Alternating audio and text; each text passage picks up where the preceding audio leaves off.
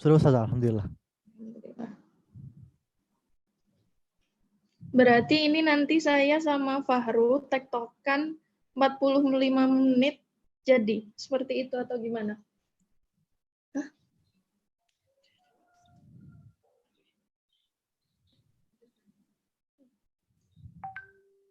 Assalamualaikum. Waalaikumsalam.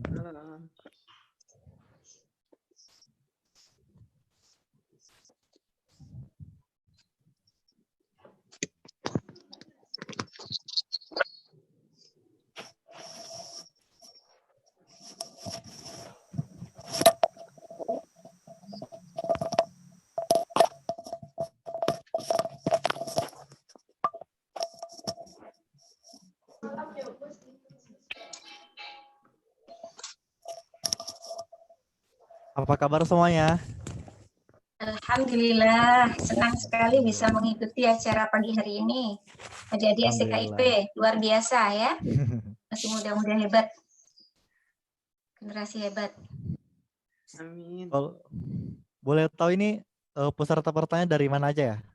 Paling jauh mungkin dari luar Jawa gitu. Saya dari SD Al Hikmah. Oh, SD Al Hikmah, alhamdulillah. Iya, Ibu Nikmati Solihah.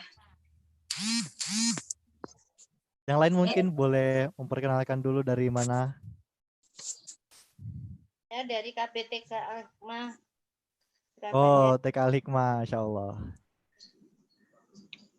Mungkin ada peserta yang jauh-jauh dari luar Jawa atau dari luar negeri. Boleh sapa-sapa dulu sebelum dimulai.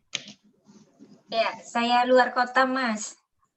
Oh ya, luar Rumah kota saya ya. di Gresik. Rumah saya di Gresik, ya. Masya Allah. Tetap semangat, ya, untuk adik-adik. Materinya sungguh luar biasa dan menarik bagi saya karena saya suka dengan dunia kepenulisan. Oh. Ya. Ya Ustazah, terima kasih Ustazah. Yeah. Peserta lain mungkin ada yang bisa sapa-sapa dulu, say hi kepada kita semua, atau perkenalan mungkin. Karena seperti pepatah ya, tak kenal maka tak aruf. Jadi langkah baiknya kalau kita mungkin taruh dulu ya sebelum mulai gitu.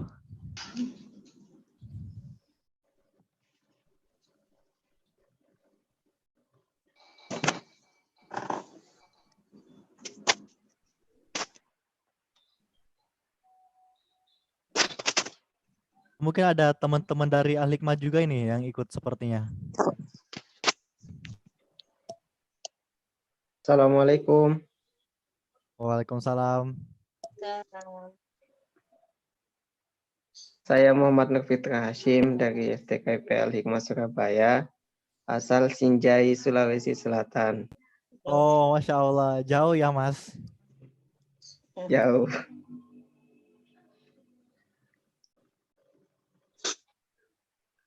Alhamdulillah.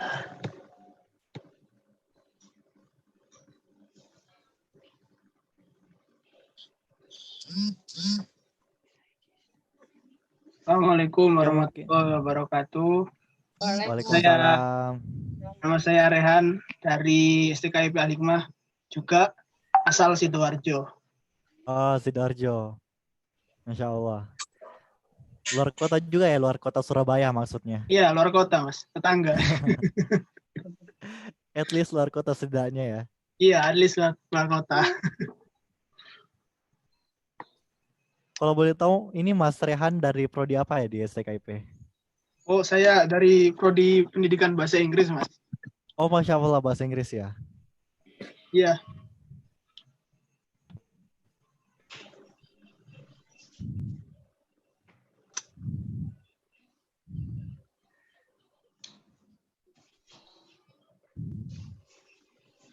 Oh ya, mungkin bila bisa ini dulu, bisa presensi dulu ya di chat. Mungkin dengan format nama, underscore asal, underscore institut yang menaungi. Di kolom komentar. Biar lebih kenal lagi, lebih dekat lagi dan kita semua.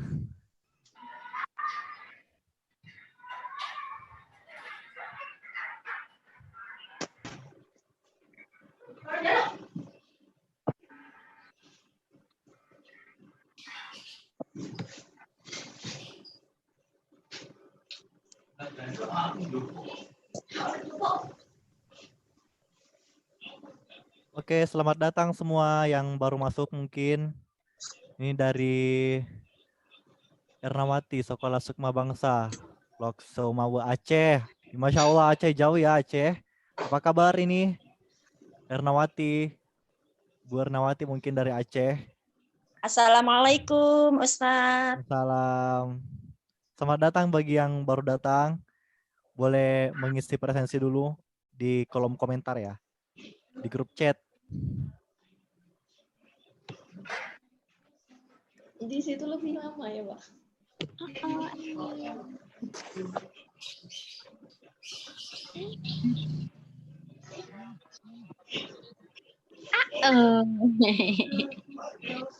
Ini dari Melek. Surabaya, Sidoarjo. Yang itu biasa petang-petang. Surabaya, Masya Allah. Peng. Ini kebanyakan dari Surabaya ya pesertanya?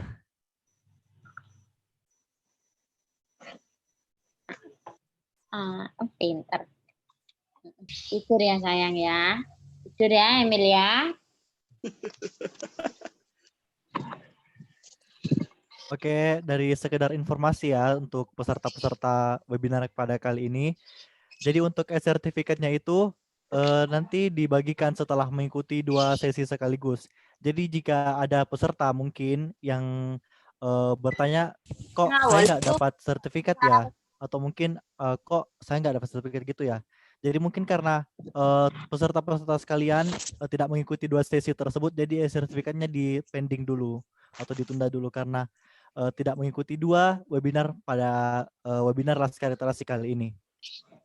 Jadi nanti akan dibagikan sertifikatnya jika sudah memang mengikuti 2 webinar sekaligus. Jadi webinar pada hari ini, hari Sabtu tanggal 27 Juni 2020 dan sesi kedua untuk besok yaitu Ahad 28 Juni 2020. Jelas ya untuk semuanya peserta-peserta sekalian. Jelas. Setengah bolu. Ya, dan juga setelah pemateri atau saya sebagai MC menutup rangkaian webinar pada hari ini, jangan ditutup dulu karena akan ada sesi pemotretan yaitu screenshot oleh saya sendiri. Jadi setelah salam penutup selesai dilaksanakan, mungkin alangkah baiknya untuk tidak stop Zoom-nya dulu atau live chat dulu karena akan ada sesi pemotretan atau screenshot. Terima kasih semuanya. Ini tambahan tadi dari Surabaya, dari Sidoarjo. Oke. Tunggu geprek semua. Oh ini. Enak tadi. Gunung Kidul, Masya Allah. Malah daging malah. Boleh nih. Tapi segoi komennya tuh. Tak telat. Cepet berangkat. Woi ngomong mau darimu masuk kan ya? Ngomong masuk nang kantor. Ngono. Takoki mau. Mungkin selamat datang bagi yang baru datang. Mungkin boleh mengisi format seperti di grup chat, di Zoom grup chat, dengan format nama dari nama underscore institut yang menaungi underscore asal kota. Ini Nita Maulidia dari Unusa, Masya Allah.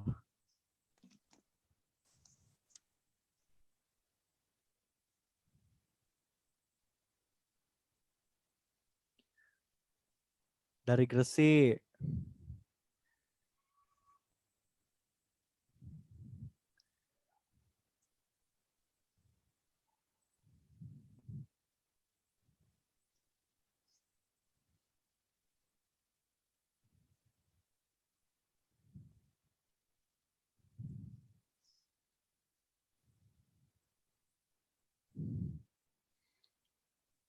Oke, cek.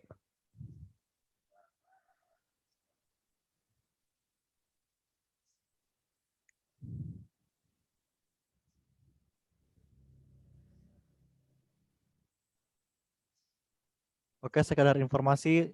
Jadi webinar akan dimulai tepat pada pukul 7.30 waktu Indonesia Barat ya untuk peserta-peserta sekalian.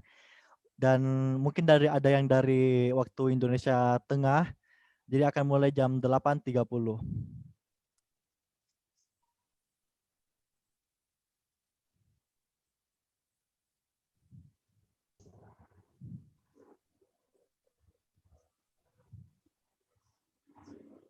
Oh ini baru datang lagi. Selamat datang yang baru datang. Silakan untuk mengisi presensi dulu ya. Mengisi presensi dulu di Zoom group chat yang tersedia di bawah. Jadi webinar akan dimulai 1 menit lagi karena sekarang sudah menunjukkan jam 7.29 waktu Indonesia Barat.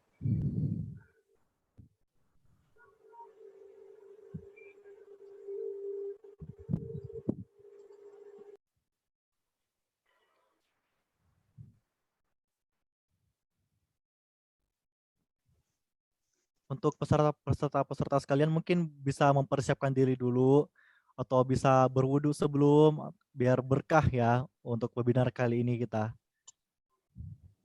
Mungkin ada yang belum berwudu atau belum makan. Mungkin bisa mempersiapkan diri dulu sebelum. Soalnya kita udah mau mulai sih ini. Dan juga ini persiapkan aja ya untuk posisinya senyaman mungkin. Jadi untuk peserta sekalian boleh menyiapkan posisi senyaman mungkin agar webinar kali ini berjalan dengan lancar tanpa ada gangguan sedikit pun.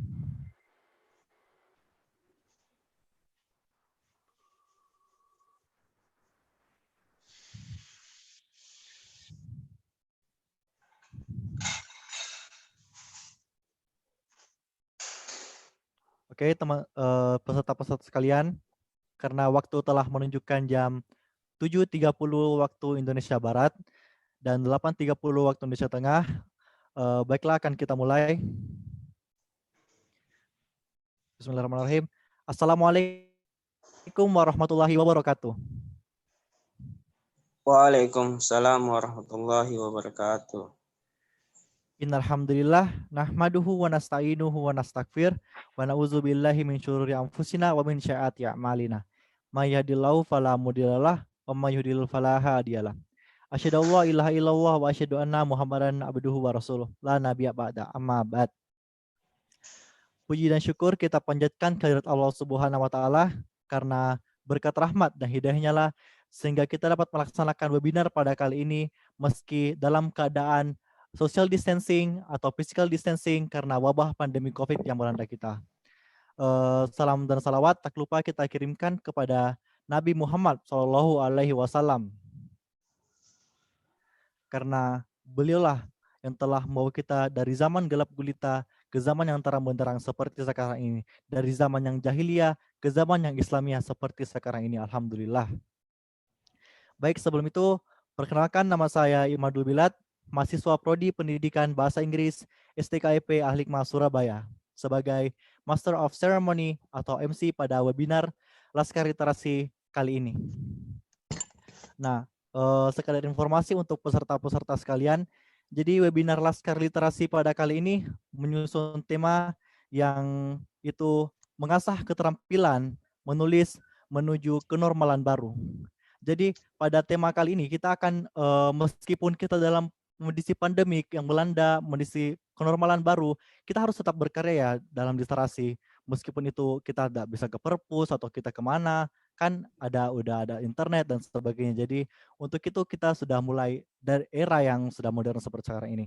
Dan pada webinar kali ini kita kedapatan 2 narasumber di mana dilaksanakan pada 2 hari juga. Jadi pada hari pertama yaitu Sabtu 27 Juni 2020 di mana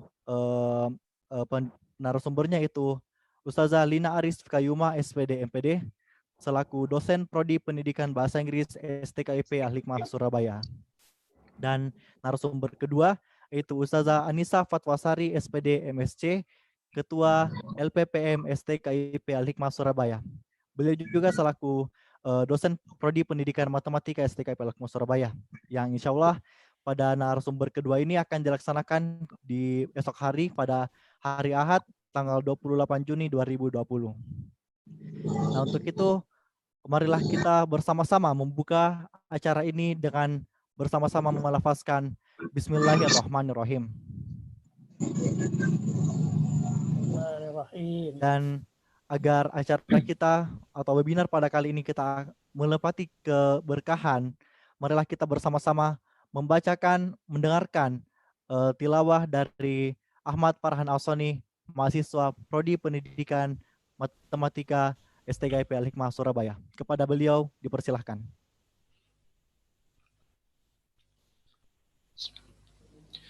Assalamualaikum warahmatullahi wabarakatuh.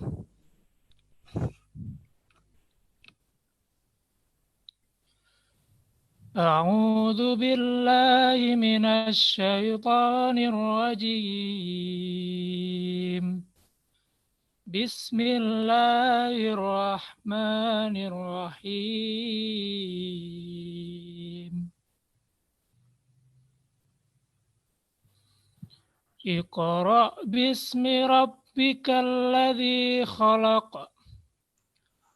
Khalaqal insana min 'alaq. Iqra' wa rabbukal akram. Alladzi 'allama bil qalam. 'Allamal insana ma lam ya'lam. Kalla innal insana layatgha ar-ra'ahu istaghna inna ila rabbika ruj'a ara'aita alladhi yanha 'abdan idza shalla ara'aita in kana 'alal huda aw amara bit taqwa ara'aita in kadzdzaba wa tawalla alam ya'lam bi anna Allaha yara kalla la illam yantahi lanasfa'am bin nasiyatin kadhibatin khati'ah falyad'u nadiyah sanad'u az-zabaniyata kalla la tuti'hu wasjud waqtarib. Sadaqallahul azim. Assalamualaikum warahmatullahi wabarakatuh.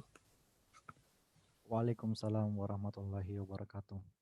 Itulah tadi pembacaan ayat suci Al-Quran oleh Saudara Ahmad Farhan Alsoni, mahasiswa Pendidikan Matematika STKIP Al-Hikmah Surabaya.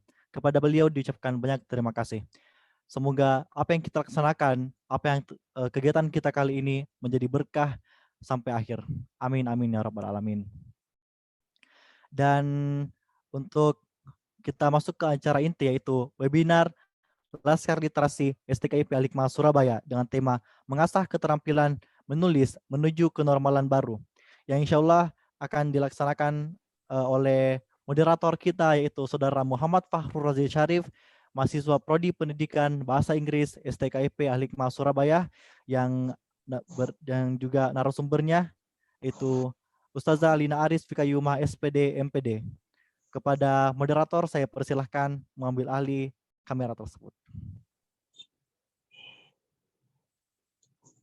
Oke, terima kasih atas kesempatan yang diberikan oleh MC. Bismillahirrahmanirrahim. Assalamualaikum warahmatullahi wabarakatuh. Waalaikumsalam warahmatullahi wabarakatuh. Hamdan wa syukronillah, amma ba'd. Teman-teman sekalian, pada kesempatan kali ini saya diberi amanah untuk memoderatori materi yang akan disampaikan oleh Ustazah Lina Aris Ficayuma, MPD. Untuk selama 60 menit ke depan, kita akan membahas bagaimana sih cara menumbuhkan skill serta menjaga motivasi untuk bisa tetap menulis, agar bisa produktif, berprestasi, hingga mendapatkan beasiswa melalui menulis. Tapi sebelumnya perkenalkan, ya, nama saya Muhammad Fahrul Raji Syarif, asal Goa, Sulawesi Selatan. Saya mahasiswa Prodi Pendidikan Bahasa Inggris dari STKIP Al-Hikmah Surabaya.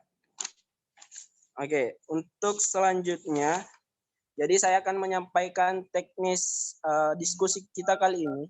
Jadi kepada setiap peserta selama materi berlangsung, mohon kiranya untuk di mute atau suaranya dimatikan.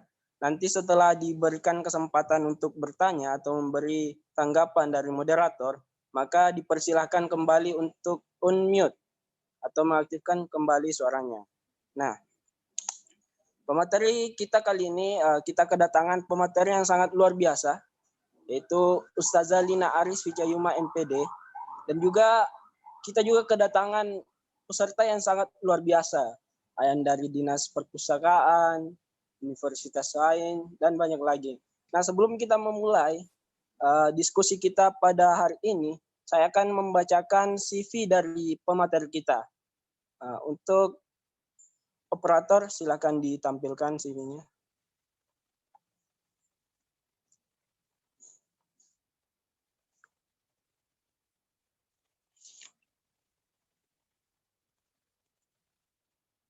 Oke, belum kelihatan.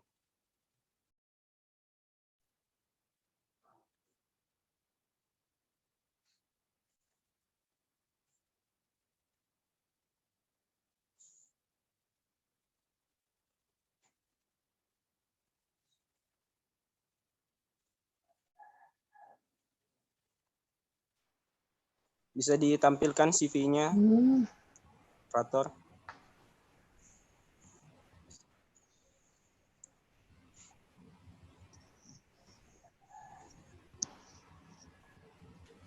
Oke, mungkin karena masalah teknis, jadi saya bacakan CV-nya.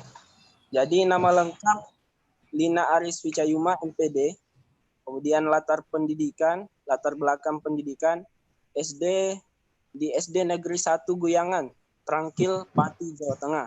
Kemudian Madin MTS MA di Pondok Pesantren Yayasan Perguruan Islam Raudatul Ulum, Pati.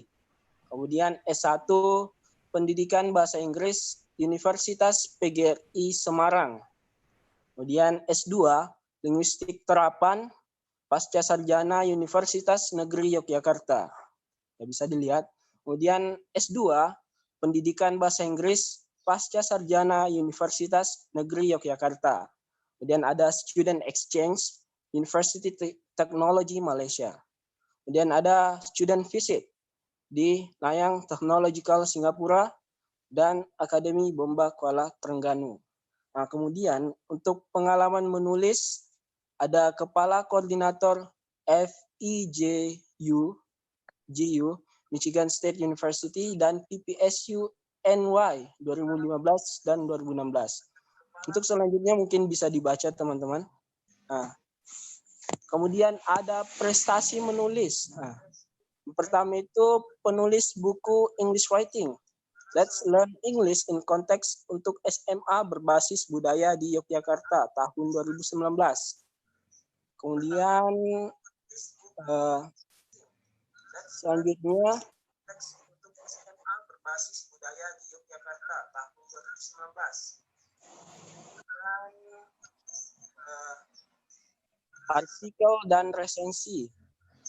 Jadi beliau juara 2 nasional. Menulis artikel dalam Pekan Bahasa yang diselenggarakan oleh UPGRIS tahun 2011. Selebihnya bisa dibaca sendiri. Kemudian ada esai. Beliau 15 besar esai terbaik dalam ajang Mini World Georgia Project oleh Kedutaan Georgia dan Lekvo 2015. Kemudian ada artikel ilmiah. Beliau penerima penelitian hibah dikti untuk pasca sarjana selama 3 tahun berturut-turut, yaitu pada tahun 2015 sampai 2018.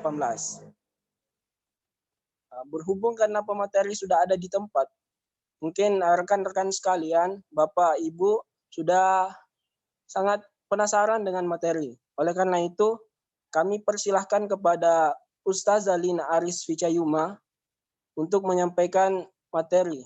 Kepada beliau, kami persilahkan dengan hormat.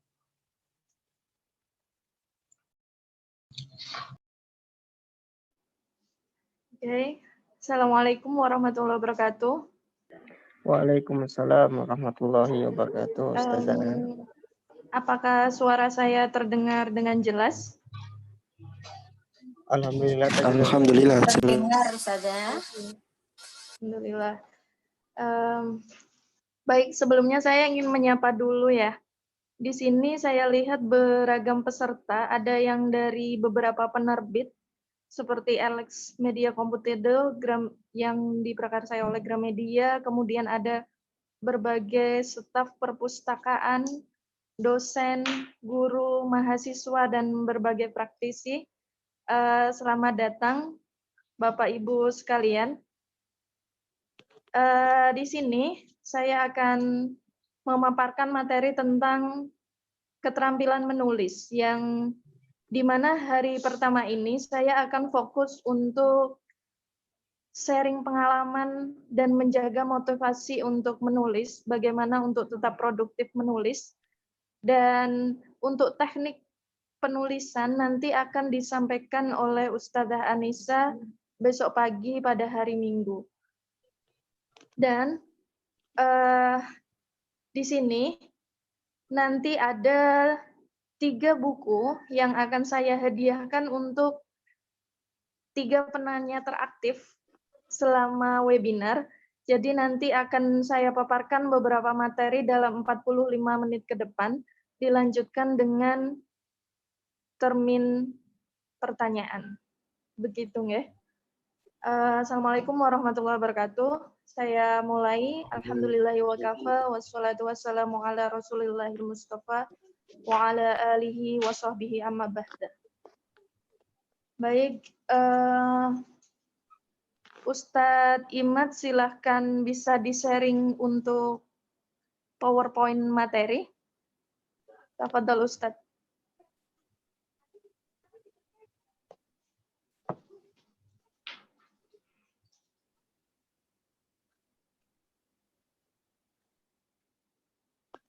Sembari menunggu Ustadz Imad untuk share screen materi, mari kita berdoa dulu sebelum belajar ya. Semoga Allah memberikan keberkahan ilmu kita, memberikan kepahaman yang mendalam seperti kepahaman para nabi, kefasihan hafalan para rasul, dan secepatnya ilmu para malaikat yang dekat dengan Allah. Dan sesungguhnya ilmu yang akan kita pelajari ini akan bermanfaat dalam jangka panjang dan dititipkan Allah kepada kita serta dikembalikan lagi saat kita ingin menyampaikan dan mengajarkannya. Amin, amin. Baik, saya ingin melanjutkan materi. Mengasah keterampilan menulis menuju kenormalan baru. Nama saya Lina Aris Ficayuma. Untuk beberapa pertanyaan nanti yang misalnya waktunya kurang cukup, bisa dikirim ke email saya yang ada di slide ya. Oke, next slide Ustadz.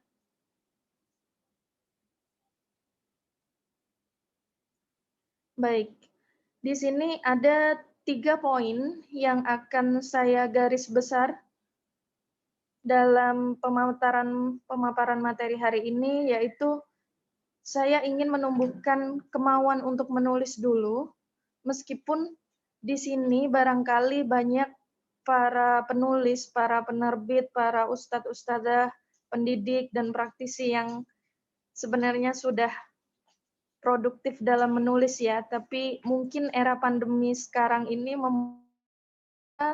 belajar di rumah itu terkadang menjaga fokusnya yang kurang. Jadi sebenarnya waktu yang kita punya saat work from home itu lebih banyak ya dibanding di office.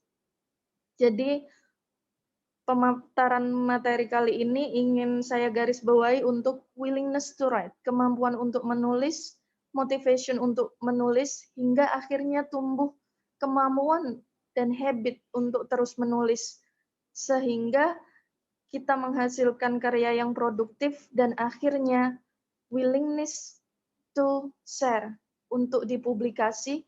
Gunanya untuk apa? Untuk membangun personal branding diri kita agar dikenal melalui karya-karya kita, sehingga kita nanti akan mudah untuk mengirim artikel, esai, karya ilmiah maupun penelitian-penelitian di berbagai kompetisi maupun media cetak dan elektronik, para penerbit, para reviewer jurnal, para penyelenggara kompetisi akan lebih mudah mengenal nama kita. Ada quote yang saya tulis di sini, yaitu 2 kata, bacalah dan tulislah. Bacalah apa yang ingin kalian ketahui sesuai dengan target goal dalam ilmu dan disiplin kalian, interest kalian. Kedua, setelah kalian membaca, ikatlah makna dari buku-buku itu, apa yang ingin kalian garis bawahi. Setelah diikat maknanya, tulislah apa yang ingin kalian kuasai. Setelah itu, amalkan ilmu apapun yang kalian kembangkan, karena jika ilmu akan dikembangkan, jika ilmu terus diamalkan, dia akan bertambah. Dan terakhir, kembangkanlah apa yang Tuhan karuniai. Tentunya kita semua sudah dibekali soft skill dan hard skill yang Allah berikan. Dari saya, doa intelektual. Next slide, Ustadz. Sebelum masuk ke materi, slide selanjutnya yaitu tentang adab pencari ilmu dulu, karena adab harus dikedepankan sebelum mencari ilmu. Adab pencari ilmu saat menulis dan membaca yaitu mendawamkan wudhu, karena ilmu itu adalah nur, jadi akan lebih mudah masuk jika kita dalam keadaan suci. Kedua, berdoalah untuk kecepatan memahami dalam jangka yang panjang dalam otak kita, di long term memory, otak kanan kita, kemudian diberikan kefasihan dalam menyampaikan, menuliskan, serta menghafalkan dan mengajarkannya kepada anak didik kita. Kemudian doakanlah penulis. Ini yang perlu digarisbawahi ya, karena jika kita ingin mencari ilmu, mendoakan penulis buku dan guru-guru kita adalah bagian dari adab ilmu, dan berkahnya ilmu itu akan terasa ke kita. Kemudian keempat adalah memohon petunjuk saat menulis, agar apa yang kita tuliskan ini bermanfaat dan berada pada koridor-koridor yang benar. Saya teringat salah satu sahabat dan salah satu 4 madhab. Itu beliau sebelum menulis, setelah mengambil wudhu, beliau itu sholat tahajud dan sholat hajat terlebih dahulu, agar apa yang ditulis dan apa yang disampaikan ini akan bermanfaat, akan menjadi amal jariyah, bukan menjadi dosa jariyah. Kelima, merawat buku yang dibaca dengan cara disampuli. Jangan menaruh buku misalnya di jok motor atau di dalam tas, kemudian tasnya ditaruh di bawah, itu juga salah satu keberkahan ilmu di situ.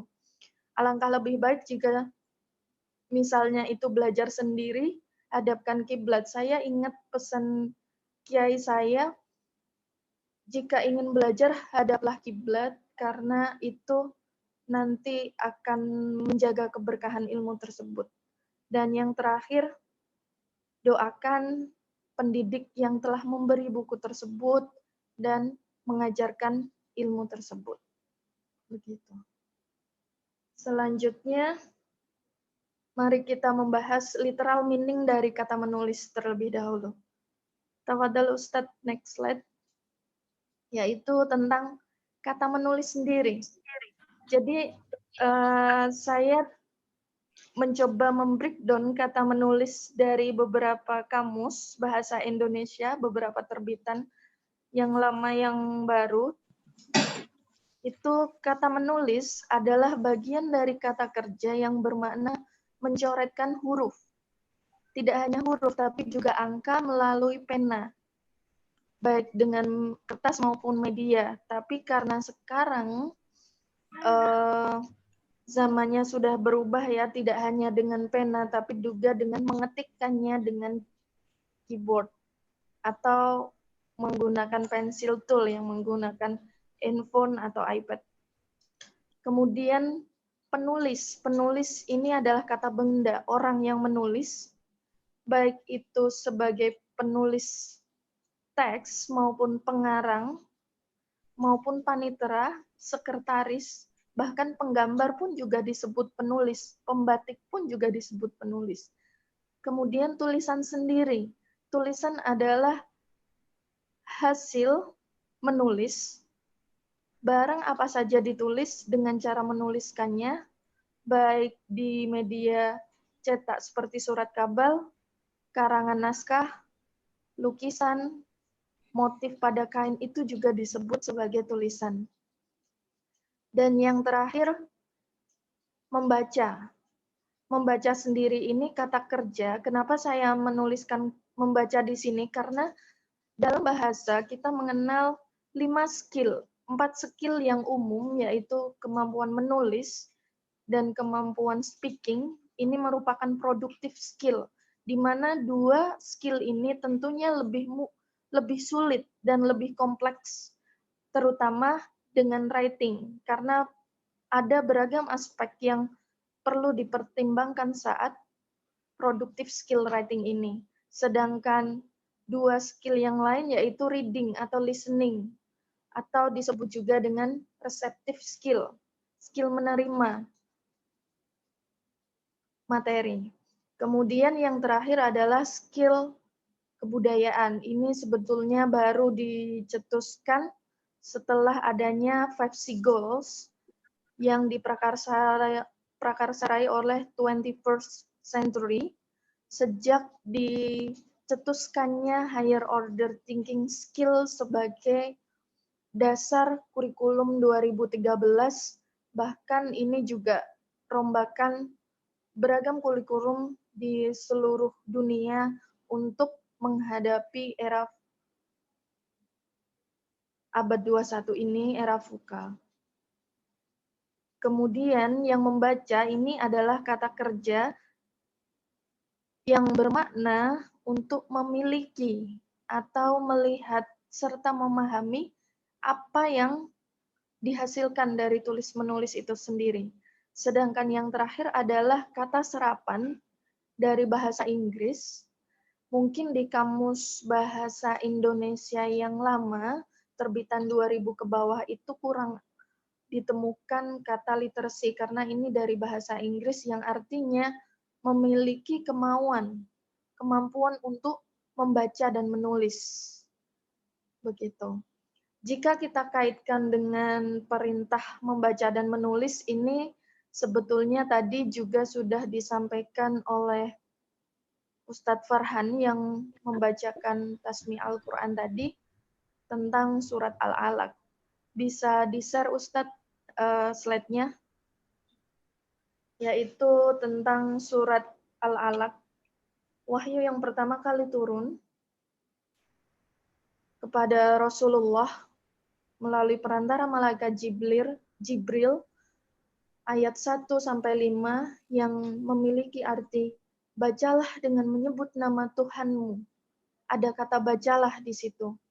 Kemudian yang menciptakan manusia dari segumpal darah, fitrah dari manusia itu sendiri.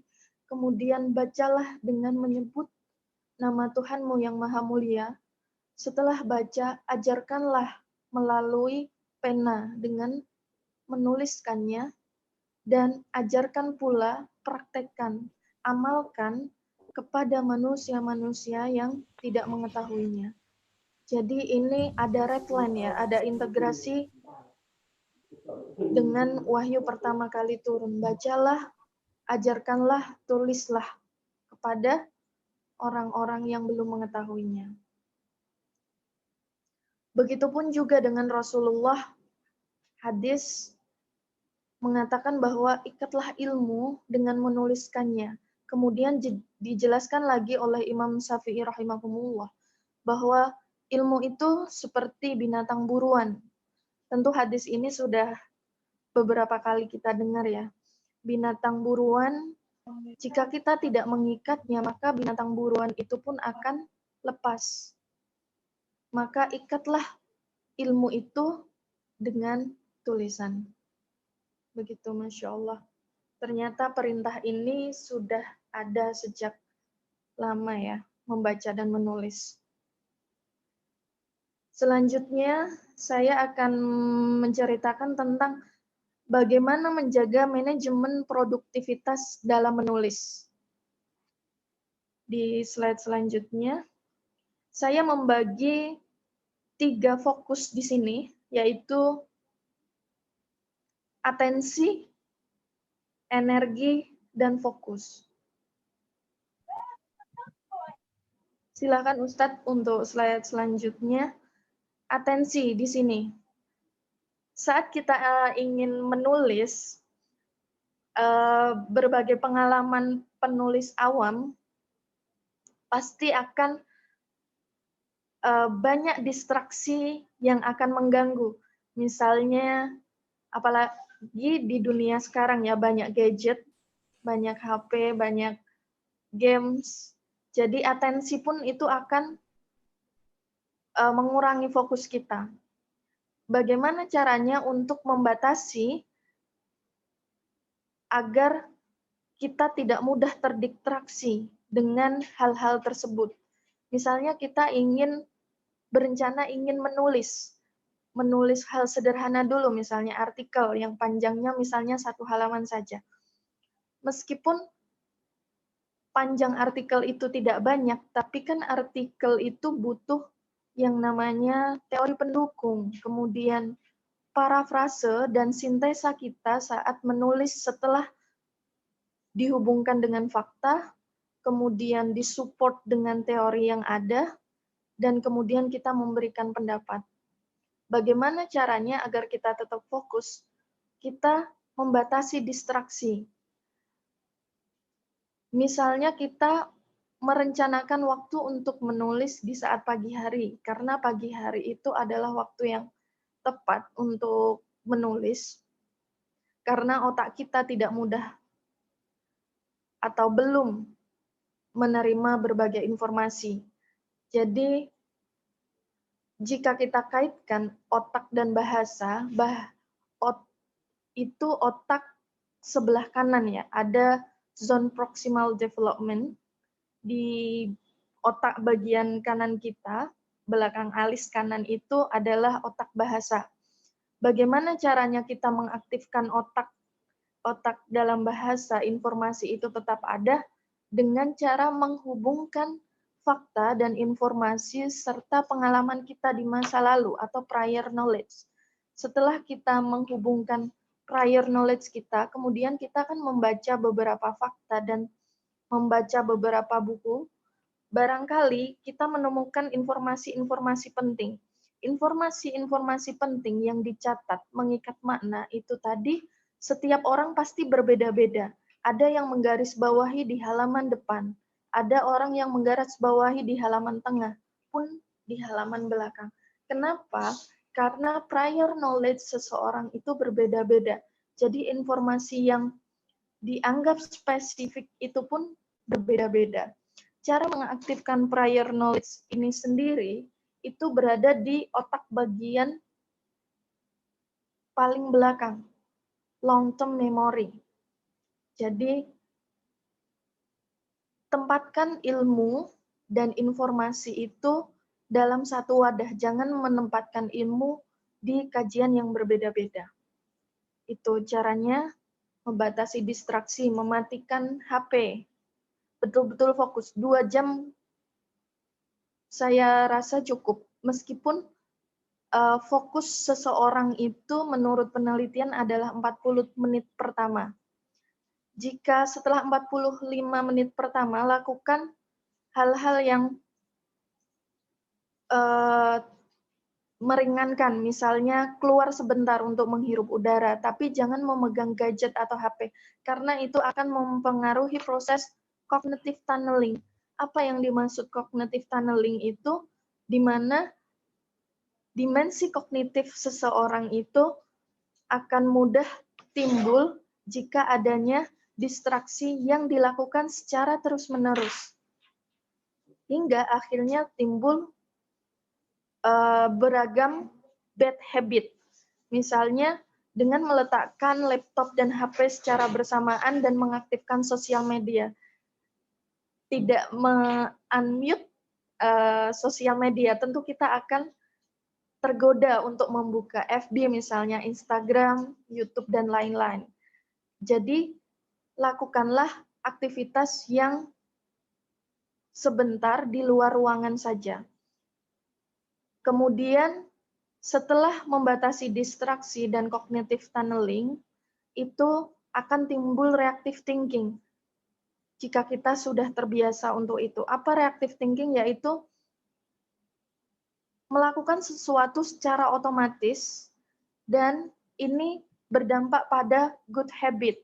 Misalnya kita terbiasa untuk bangun pagi, sholat subuh jam 4.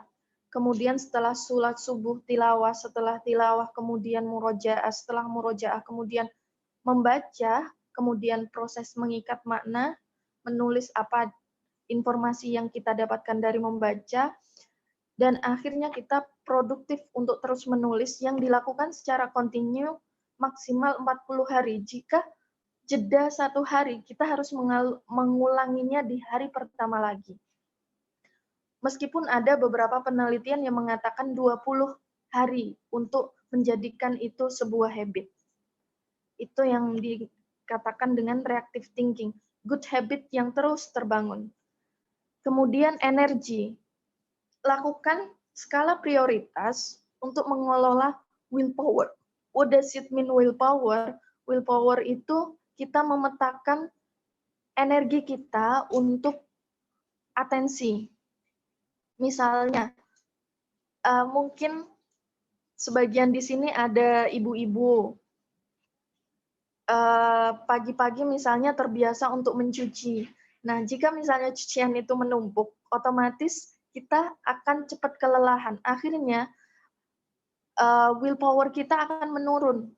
Padahal di hari itu, kita punya target-target. Misalnya ingin menulis jurnal 2 halaman, mengajar 3 kelas, kemudian berdakwah dan lain-lain.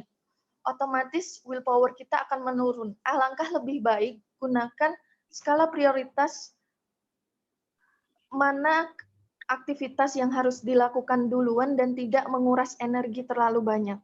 Sehingga fokus kita akan terjaga karena kita akan selalu ingat objektif goal yang sudah kita planningkan melalui SMART goal, yaitu goal yang jangka pendek dan stretch goal atau approach jangka panjang. Kemudian buatlah temporal journal, baik jurnal mingguan, bulanan, maupun tahunan. Dan terakhir adalah buatlah note, apa saja yang harus saya kerjakan hari ini dan mana yang harus saya dahulukan. Itu. Dan kemudian kita masuk ke setelah menjaga manajemen produktivitas dalam menulis, kita kenali dulu beragam teks. Di slide selanjutnya, kita akan mengenali beragam jenis teks. Mayoritas yang sebelumnya Ustadz. Oke, terima kasih. Sebelum mengenali jenis teks, yang outlining tadi, I think Max Ustadz. Oke, nah ini. Sebelum kita menulis, tentu kita punya arrange. Apa saja yang ingin kita tuliskan dengan cara outlining. Outlining ini merupakan proses pertama dalam menulis, di mana ada 5 proses menulis yang kita ketahui ya. ada drafting, revising, editing, dan publishing. Kemudian di dalam drafting itu ada beragam aktivitas seperti outlining, brainstorming, classifying. Nah, di outlining sendiri ini saya punya maps, beragam maps yang disesuaikan dengan kebutuhan. Maps ini bisa diakses di www.ithings.org, punya Malaysia. Dulu pengalaman saya saat masih mengajar di sana. Tentu ini akan mensupport sekali ya, karena ini I think maps-nya berbeda-beda sesuai kebutuhan dan jenis teks yang akan kita kembangkan. Misalnya, outlining double bubble maps, yaitu comparing and contrasting. Belum Ustadz, comparing and contrasting. Ini sangat cocok sekali untuk text discussion, di mana text discussion itu ada pendapat yang pro dan ada yang pendapat yang kontra. Atau bisa juga mengakses atau mendownload software Mindjet, Mind Manager Pro 7. Itu I think map yang bisa diakses melalui Android, MacBook, dan lain-lain. Tentunya ini akan sangat membantu karena sekarang lebih ke digital sources ya. Ini dua outlining ini adalah jenis digital sources. Kemudian slide selanjutnya kita mengenal jenis teks. Setelah membuat outline, membuat jenis teks. Tafadhol Ustaz. Mengenali jenis teks.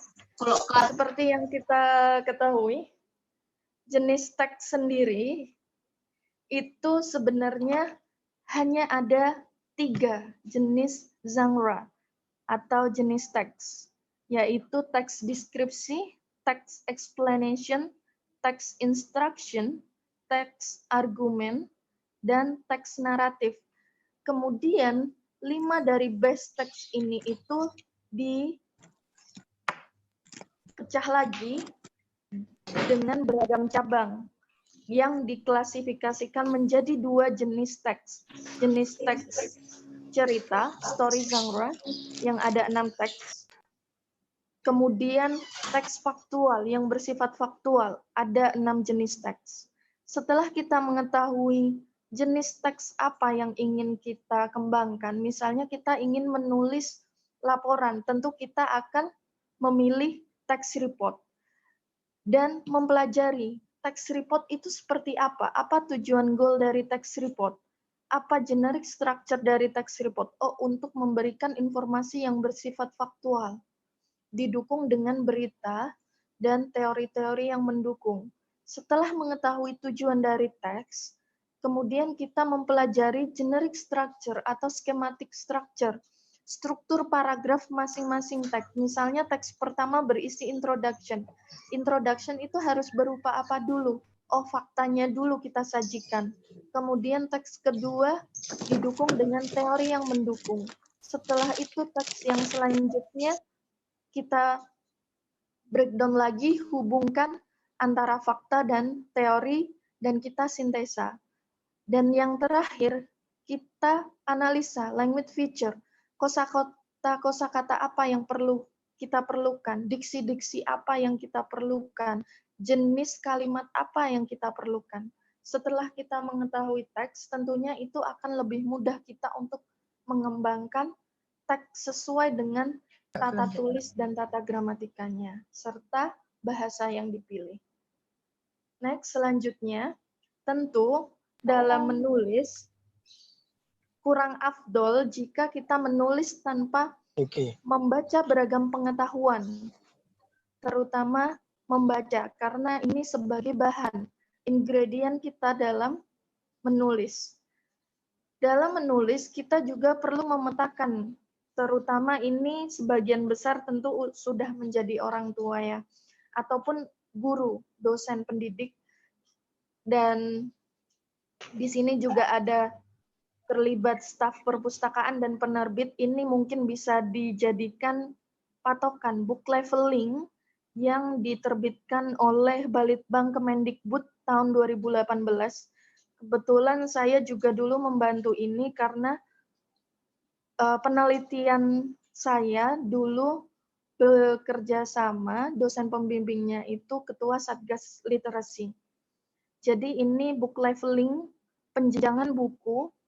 Yang pertama itu ada membaca, pra-membaca, membaca dini, membaca awal, membaca lancar, membaca lanjut, membaca mahir, dan membaca kritis. Untuk memudahkan mengingat dan pemetaan, para tim di Satgas Literasi ini memberi warna sesuai warna pelangi, Meiji-ku Hibiniu. Merah itu untuk dari pra awal, membaca pra, untuk anak usia 6 bulan sampai 5 tahun. Dan tentunya buku-buku teks yang diproduksi, buku-buku teks yang kita pilih, buku-buku teks yang ingin kita baca harus disesuaikan dengan usia. Misalnya buku teks untuk usia 6 sampai 5 tahun, isinya tentu lebih banyak grafika dibanding kata. Karena untuk anak pra-membaca itu hanya untuk mengenalkan suku kata. Kemudian membaca dini, anak usia 4 tahun mungkin sudah mengenal satu kalimat. Baik dari isinya maupun bahasanya, kosakatanya juga lebih mudah. Jangan menggunakan diksi-diksi seperti diksi yang bersifat imajinasi.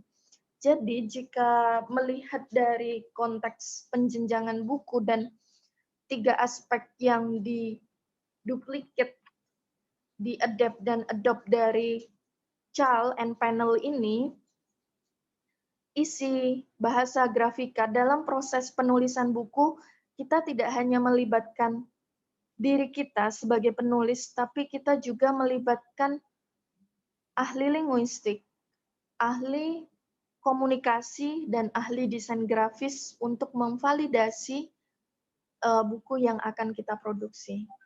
Selanjutnya, itu setelah kita membaca buku tadi, di slide selanjutnya kita akan mengikat makna. Proses mengikat makna sendiri ini saya temukan saat saya pertama kali membaca buku, yaitu waktu usia SMP ya. SMP kelas 1, kalau tidak salah itu buku Mengikat Makna karangan Hernowo. Hernowo sendiri ini juga pernah menuliskan buku yang berjudul Quantum Writing, terbitan dari Kaifa. Apa itu proses mengikat makna? Yaitu kita setelah membaca, kita menggarisbawahi informasi-informasi apa yang kita perlukan. Digarisbawahi. Nah, karena kita punya goal untuk menulis buku dalam waktu misalnya 1 tahun saya harus memproduksi buku 2. Tentu akan banyak yang bahan bacaan yang perlu kita baca. Karena perlu banyak bacaan yang kita bawa, kita kan akan mengelis buku-buku apa saja, buku utama untuk mendukung tulisan kita. Sekaligus buku pendukung yang masih integrated dengan goal dari buku yang ingin kita tulis atau penelitian yang ingin kita kembangkan.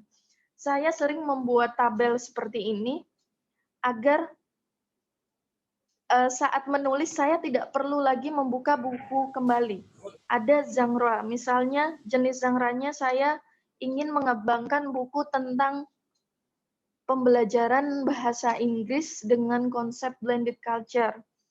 Tentu saya akan membaca buku tentang prinsip pengembangan bahasa, bagaimana proses pengajarannya.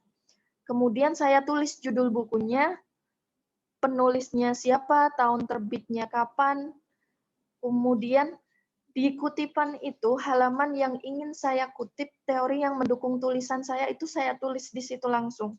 Setelah itu saya parafrase. Setelah saya parafrase, itu saya tulis keterangan. Teori ini nanti akan saya masukkan di chapter ini. Di chapter ini untuk mendukung tulisan tentang ini.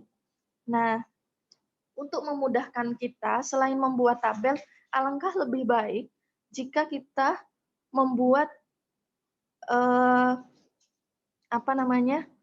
folder di laptop kita itu juga sesuai dengan proyek kepenulisan kita.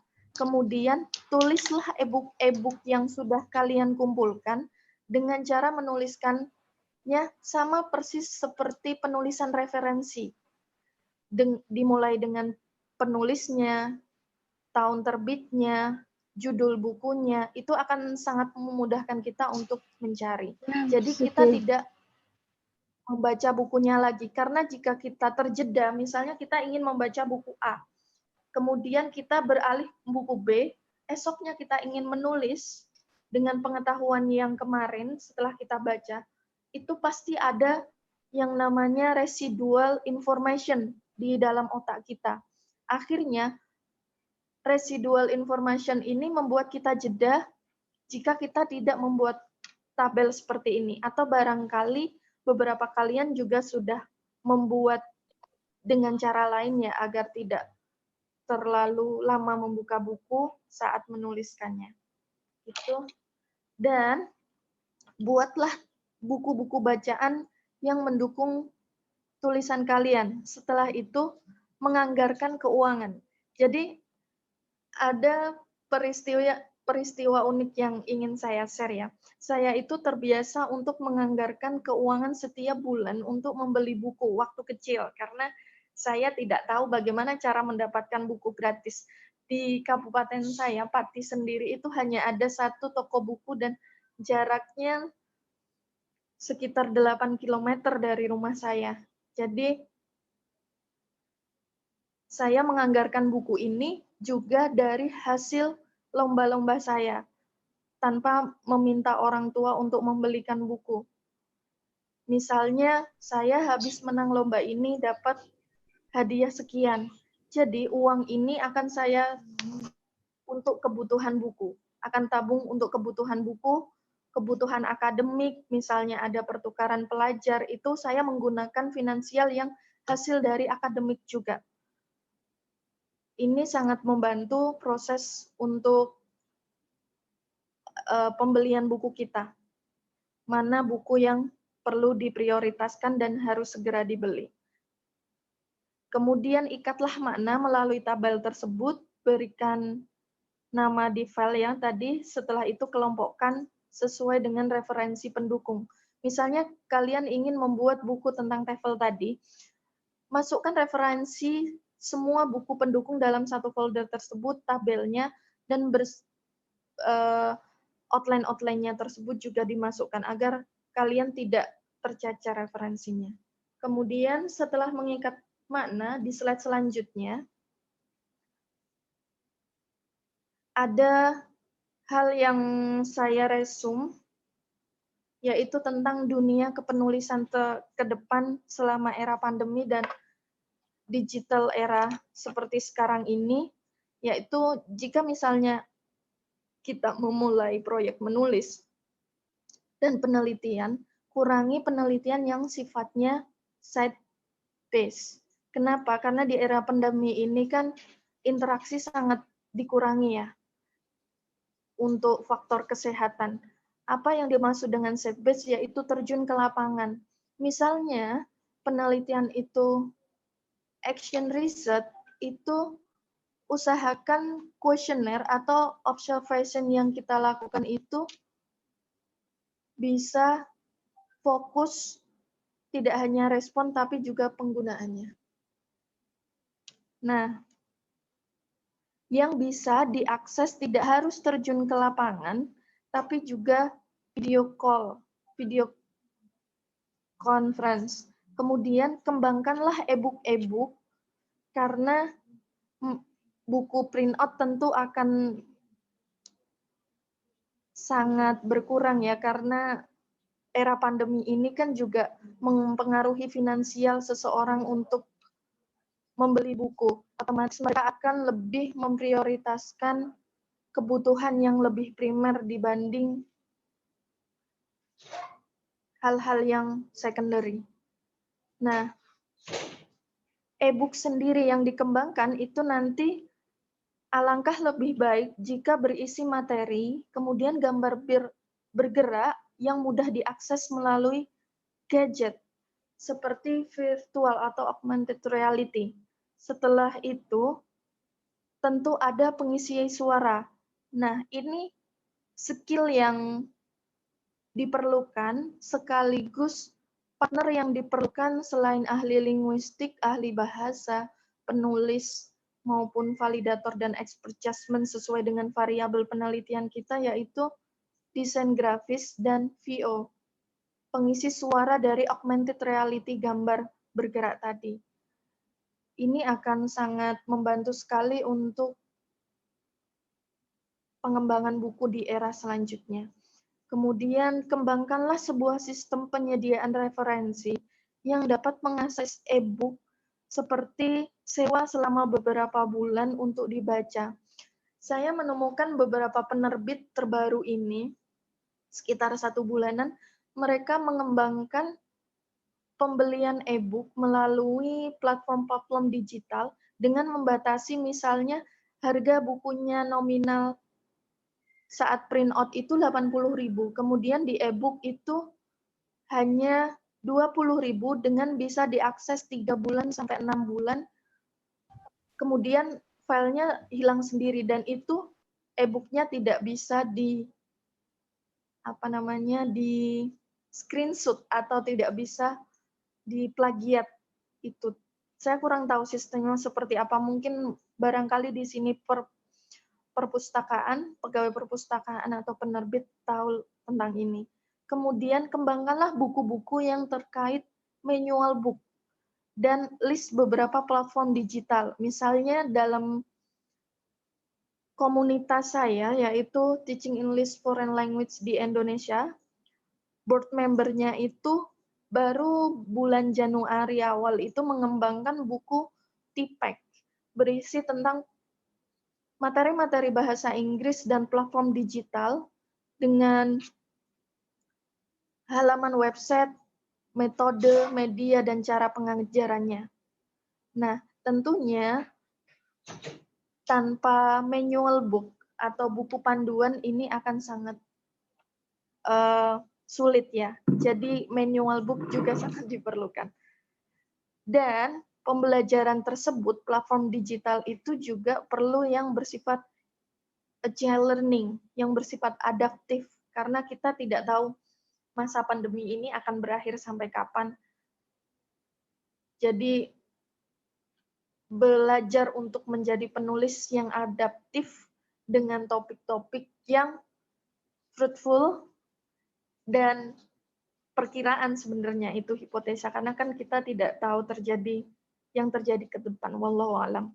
Kemudian kembangkan buku-buku tentang model kurikulum, asesmen pembelajaran, yang bagaimana cara mengukur asesmen dan kurikulum via daring. Ini sangat sulit ya, terutama saya sendiri sebagai dosen itu cukup kesulitan bagaimana mengases mahasiswa selama pembelajaran daring. Tentu tidak mudah saat kita bisa mengakses secara berinteraksi, secara langsung. Kita bisa berobservasi bagaimana ekspresi mereka, bagaimana reaktifnya mereka. Sedangkan jika daring kita tidak terlalu mengetahui. Model kurikulum juga, karena Merdeka Belajar, kita kaitkan dengan Merdeka Belajar, sepertinya pemerintah juga sedang menyiapkan bagaimana model kurikulum ke depan, karena kurikulum 2013 sendiri kan ini sudah berusia 7 tahun, padahal idealnya kurikulum juga harus diperbarui setiap 5 tahun sekali atau direvisi setiap 5 tahun sekali. Ketujuh yaitu kembangkanlah buku sejarah, pariwisata, budaya, dan kamus bergambar. Kenapa? Karena era industri 4.0, 5.0 itu kan juga virtual reality. Kita bisa melihat sekarang ada museum yang mengembangkan buku-buku virtual reality, buku-buku sejarah kuno yang lama itu ditranslate ulang, kemudian diberikan gambar dan sejarah, jadi kita tinggal men-scan HP, kita bisa melihat video dan suaranya. Kemudian itu akan memudahkan pembaca. Selanjutnya yaitu tingkatkanlah soft skill yang berhubungan dengan translating, interpreting atau juru bahasa, kemudian coding data. Terus voice, pengisi suara, desain grafik untuk virtual form, analyzing critical data analysis, karena berpikir kritis di era sekarang ini perlu ya.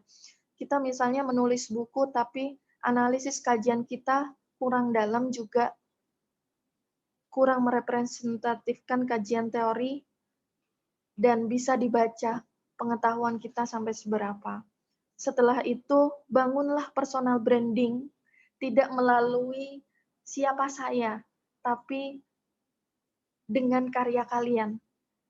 Dengan kita membuat karya, going to the extra mile, orang akan memanggil kita tanpa kita mendaftar, tanpa kita mengirimkan tulisan secara terus-menerus, tapi akan ada partner, akan ada sponsor setelah kita menulis dengan secara maksimal, sesuai dengan kebutuhan masyarakat, tidak hanya sekedar ingin lulus, tidak hanya sekedar memenuhi kebutuhan harus melakukan penelitian, seperti itu.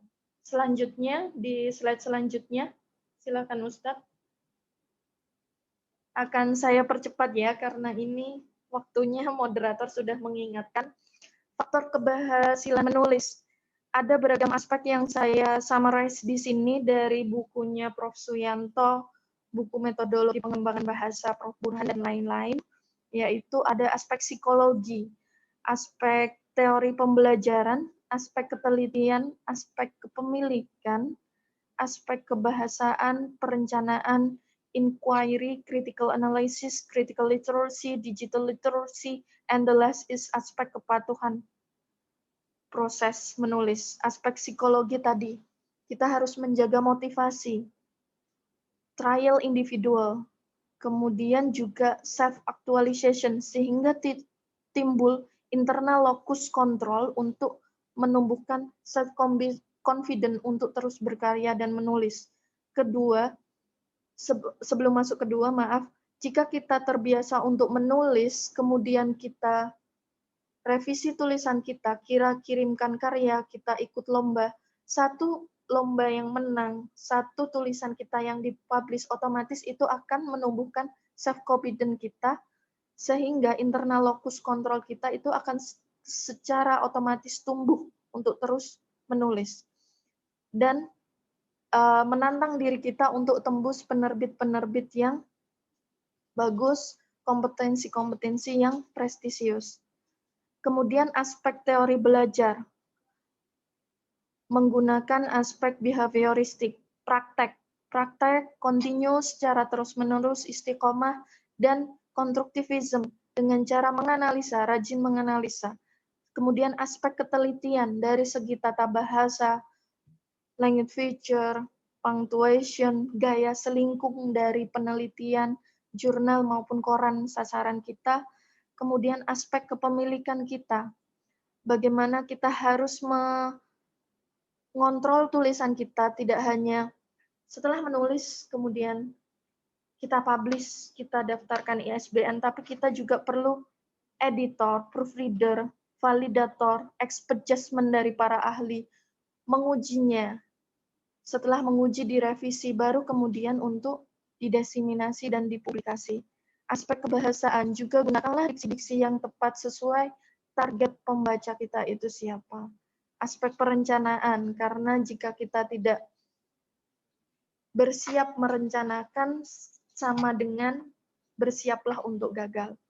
Bagaimana cara merencanakan sebelum terjun ke lapangan, sebelum menulis? Bacalah banyak buku, prasyarat keilmuan apa saja yang harus dipenuhi, kemudian bobot implikasinya, kebutuhannya bagaimana, nilai penelitiannya di mana, nilai kebermanfaatan, dan urgensi kenapa penelitian ini harus segera dilaksanakan untuk melahirkan teori baru, itu juga perlu dipertimbangkan.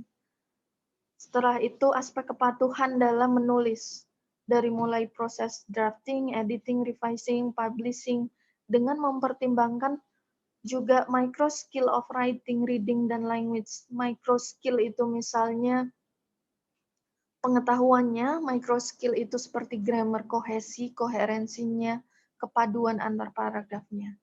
Next, Ustadz. Nah, setelah itu kita juga perlu memahami jenis-jenis karya ilmiah selain jenis-jenis teks. Ada 3 jenis yang dikembangkan oleh Prof. Suyanto di sini, yaitu karya ilmiah yang berbau pendidikan, penelitian, dan referensi. Karya ilmiah yang berbau penelitian ada 4 buku di sini, yaitu karya ilmiah yang bentuknya paper atau karya tulis, berisi beragam resume dari kuliah, panduan pembelajaran, guided books, atau textbook ini biasanya untuk buku pendamping pengajar saat buku untuk siswa, buku pendamping, buku pegangan atau manual book, buku yang memang untuk pengajaran. Terus buku pelajaran atau diktat biasanya dikembangkan oleh dosen sendiri sesuai dengan kurikulum universitas tersebut dan kurikulum dari prodi sendiri. Kedua yaitu karya ilmiah tentang penelitian, terbagi menjadi 5. Ada yang namanya makalah, yang biasanya kita buat ya sebagai mahasiswa, tugas untuk mahasiswa, kemudian laporan, dan resensi buku, kertas kerja. Kertas kerja ini biasanya kita siapkan saat kita mau melakukan presentasi, itu biasanya ada note-note tersendiri apa saja yang ingin kita sampaikan. Dan yang terakhir skripsi, tesis, dan disertasi untuk jenjang sarjana, master, dan doktoral. Dan yang terakhir adalah karya ilmiah yang bersifat referensi, yang contohnya kamus dan ensiklopedi. Pembuatan karya ilmiah referensi seperti kamus ensiklopedi ini tentunya membutuhkan waktu yang lama.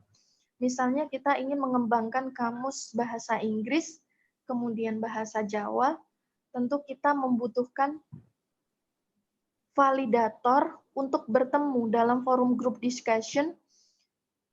Apakah betul kosakata ini dari ahli bahasa Jawa, ahli bahasa Inggris, ahli bahasa Indonesia, ahli linguistik, ahli psikolinguistik, bagaimana pemetaan bahasa, ahli sosial budaya juga diperlukan bagaimana bahasa itu terbentuk. Karena bahasa dan budaya juga produk dari, karena bahasa itu produk dari budaya itu sendiri. Next, selanjutnya kita akan membahas tentang platform digital untuk menulis. Karena ini era digital literacy, jadi ada beberapa platform di sini untuk kita membangun personal branding kita. Misalnya kita belum pede untuk menulis. Ada Wattpad untuk artikel, blogs, untuk e-book ada Sigil, untuk puisi ada Poem, menulis ada biografi ada Weebly.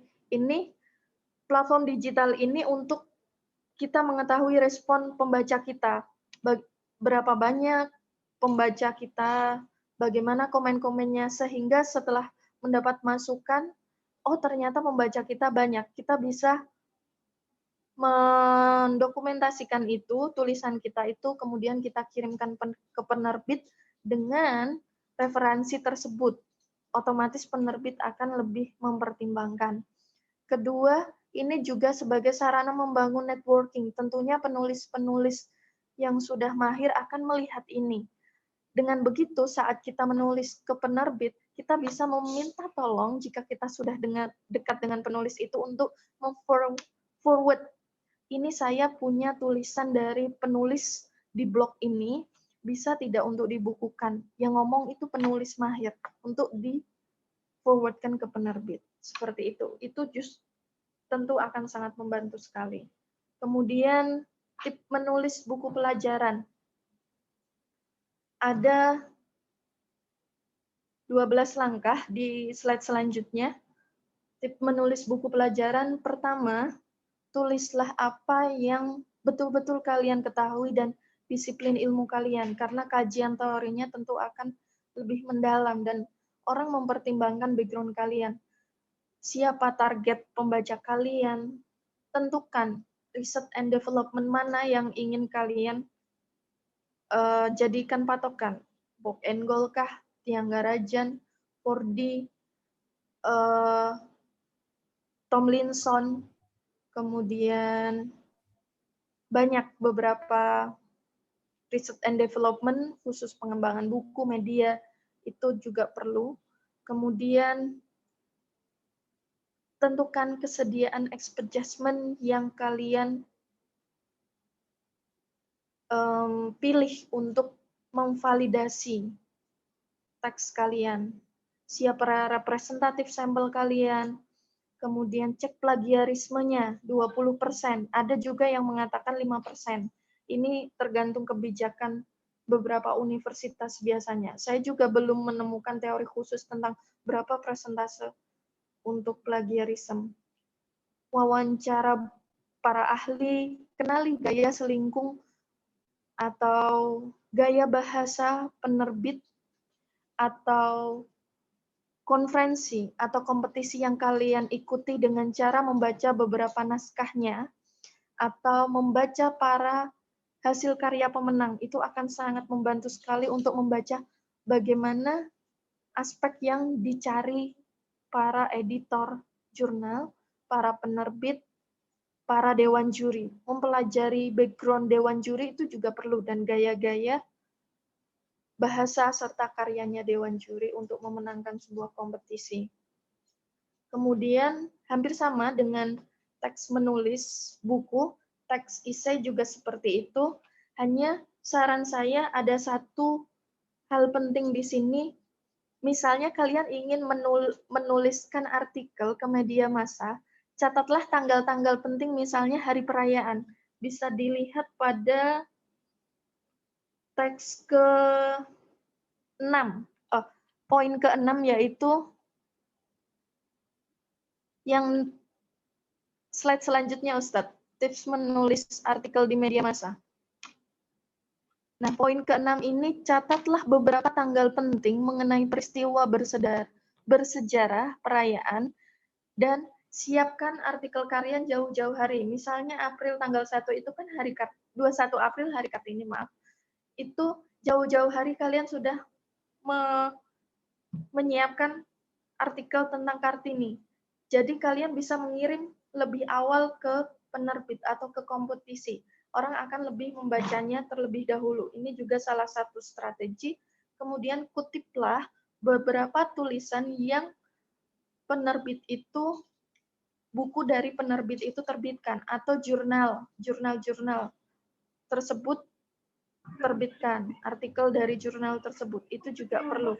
Oh, ternyata penulis ini juga mempertimbangkan tulisan dan mempelajari tulisan-tulisan di jurnal atau penerbit ini atau kompetisi ini. Buatlah daftar email, terus jadwal dari koran-koran tersebut. Selanjutnya, di next selanjutnya, bagaimana menentukan masalah itu layak untuk diteliti. Pertama, harus bersifat kebaharuan, temukan gap, dan menerawang kira-kira penelitian ini bermanfaat jangka panjang. Kedua, harus bernilai fleksibel, aplikatif.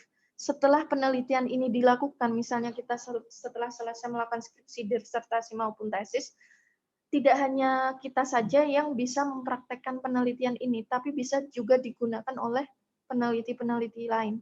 Ketiga, kemampuan akademik harus betul-betul disesuaikan dengan kemampuan kita. Kita harus bisa mengukur diri kita sendiri.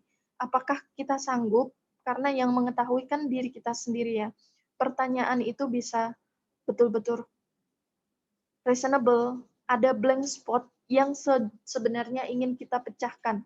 Kita tahu ini ada gap dan kita ingin mencari tahu, dan sepertinya jawaban ini bisa ditemukan melalui teknik dan analisis data. Oke, waktunya sudah habis. Sebentar, ini slide terakhir ya Ustadz. Keempat yaitu data yang tersedia. Jadi kita juga harus mempertimbangkan ketersediaan data. Ada expert judgment yang akan memvalidasi, yang akan mengecek tulisan kita, memvalidasi, pembimbing dan praktisi yang berkenan. Kemudian sarana dan prasarana, sponsorship, scholarship yang membantu ketersediaan untuk proses penelitian juga diperlukan. Kemudian data primer dan data sekundernya mudah untuk diakses.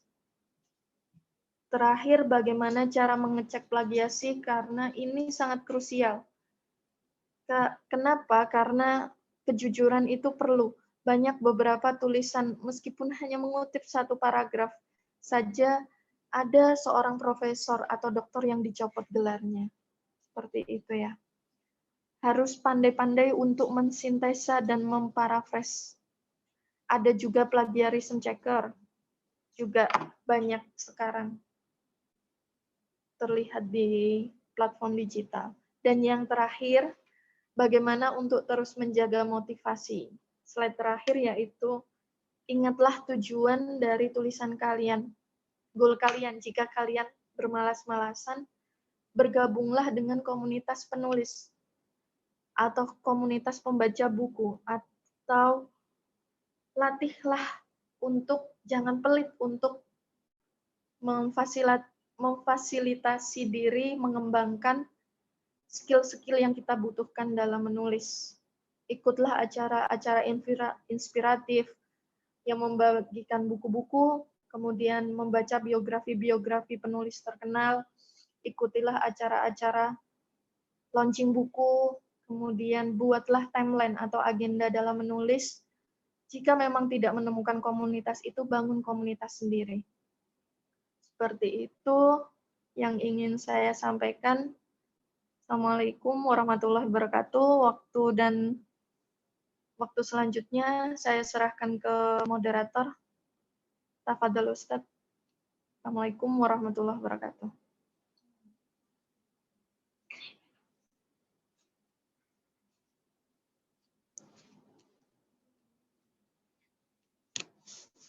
Baik, tafadhol Ustadz Fahru. Assalamualaikum, Ustadz Fahru. Baik. Oh ya, Saudara Imad, barangkali untuk dipandu acara selanjutnya. Baik, itulah tadi pemaparan materi dari Ustazah Lina Aris Fikayuma.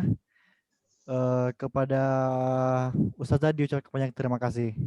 Dan selanjutnya itu mungkin ada dari peserta-peserta sekalian yang untuk mengajukan pertanyaan, mungkin ada sedikit yang mengganjal atau ada hal yang kurang jelas dari pemaparan beliau tadi, boleh mengisi di grup chat dengan format nama _ asal institusi _ asal kota.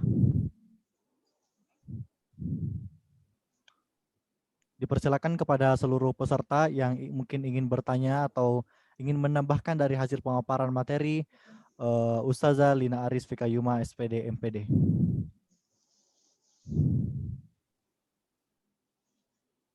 Mungkin mic-nya bisa di-unmute dulu sebelum jika ingin menyampaikan.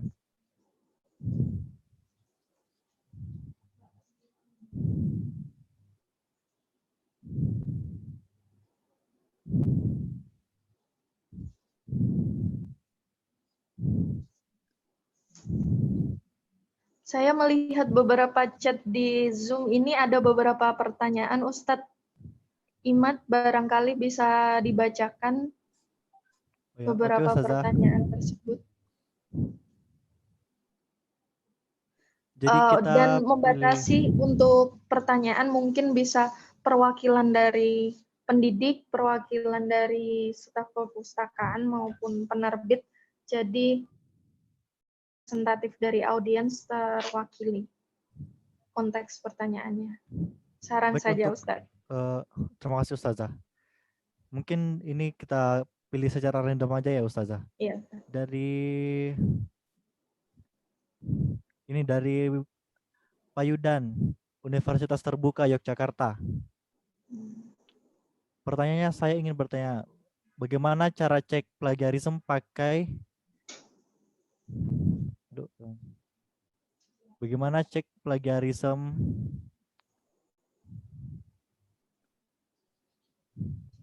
apa? Oh, ini sudah tadi dijawab ya Ustazah. Ini ada pertanyaan tapi tadi udah dijawab di slide sebelumnya. Jadi mungkin kita bisa ganti pertanyaannya ya. Ini dari Arianti dari SMP Al-Hikmah. Di komentar terakhir, saat ini kan sangat mudah sekali ya bagaimana seseorang itu untuk menerbitkan buku tanpa melalui proses yang panjang seperti Ustazah Rizky uraikan tadi, yakni melalui penerbit indie. Bagaimana menurut pendapat Ustazah? Jadi Ustazah dari Sis Arianti dari SMP Al-Hikmah Surabaya. Mungkin bisa dijawab. Assalamualaikum Ustadz Sis Arianti. Bagaimana pandangan saya mengenai penerbitan buku yang tidak melalui proses panjang tersebut?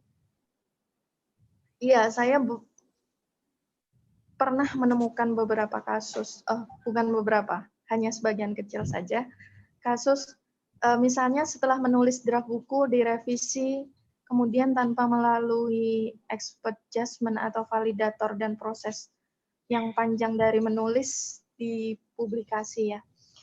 Menurut saya, alangkah lebih baik jika kita melalui proses tersebut. Pertama, sebelum kita menuliskan buku, kita melakukan riset lebih dahulu. Apalagi kita kan sebagai pendidik ya Ustazah, ini menjadi teladan buat anak didik kita kelak bagaimana proses menulis buku yang baik.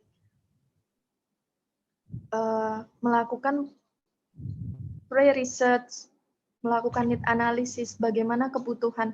Karena sebetulnya jika kita gabungkan proses pengembangan buku itu melahirkan 3 penelitian jadi satu, yaitu penelitian kualitatif, penelitian pengembangan, dan penelitian kuantitatif. Di awal sebelum mengembangkan buku, alangkah lebih baik jika kita melakukan analisis, tapi ini juga tergantung dari model penelitian mana yang kita gunakan. Need analysis, bagaimana kebutuhan siswa kita. Kedua, bagaimana kebutuhan guru kita. Bagaimana background sekolah kita. Itu juga perlu dikembangkan. Jadi, praktisi terwakili, siswa terwakili, sekolah terwakili. Kedua, kita bisa menentukan level R&D, pengembangan buku itu kan ada 4 ya. Level yang terakhir yaitu kita mengembangkan hal yang betul-betul baru dan belum ada sebelumnya. Level yang pertama itu biasanya hanya mengembangkan outline. Dari penelitian itu atau buku itu sebetulnya sudah ada, tapi kita menemukan beberapa kelemahan, kemudian kita revisi versi penulis baru tanpa mengembangkan bukunya. Level kedua pengembangan buku, setelah kita mengembangkan outline, kita mengembangkan draft, tapi tanpa menguji coba luas, tapi kita menguji keterbacaan siswa, memberikan angket respon bagaimana setelah menggunakan buku tersebut. Tidak mengujikannya ke siswa atau ke sekolah. Dan yang tahap terakhir itu tadi, penelitian yang betul-betul baru, buku itu belum ada, kalaupun teorinya ada, tapi bukunya belum ada. Itu level yang paling tinggi dari R&D, bisa dibaca di bukunya Prof. Sugiono, pengembangan. Itu setelah melakukan need analysis, kita mendapat masukan, baru kita membuat outline.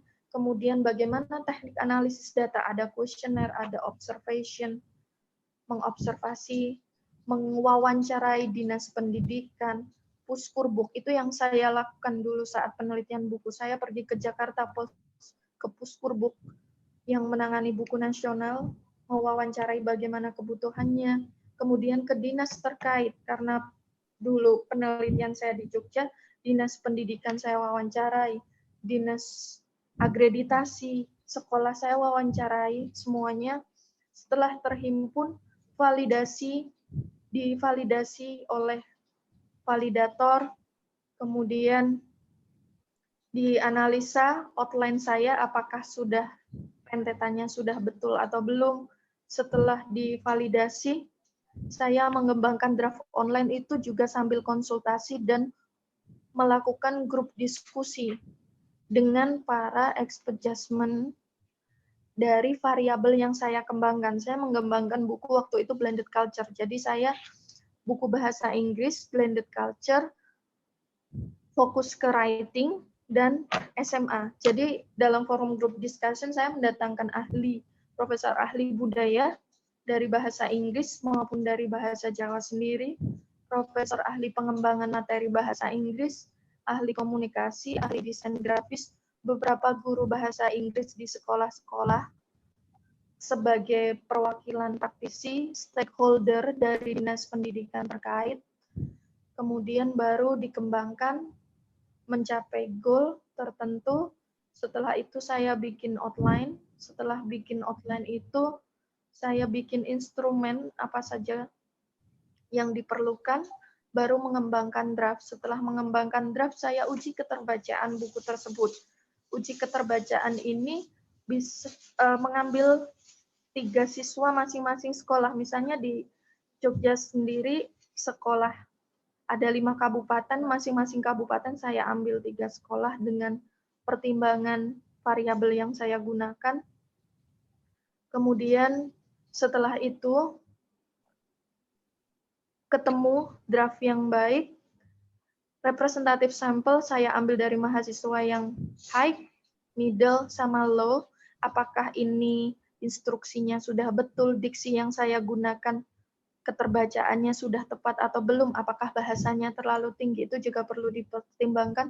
Bagaimana font hurufnya sudah betul atau belum, background warnanya, isinya, materinya mudah dipahami, pertanyaannya mudah dijawab, sulit dijawab, dan tengah-tengah untuk dijawab, seperti itu Ustadz.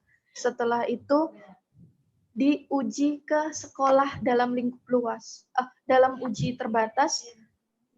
Setelah diuji terbatas, direvisi lagi, diberikan angket lagi, masukan lagi, kemudian diuji luas dengan sekolah yang lebih luas lagi. Setelah diuji luas, saya revisi, kemudian diuji keefektifan, apakah buku ini efektif untuk diaplikasikan. Berarti sudah penelitian yang ketiga ya, kualitatif, pengembangan, dan kuantitatif.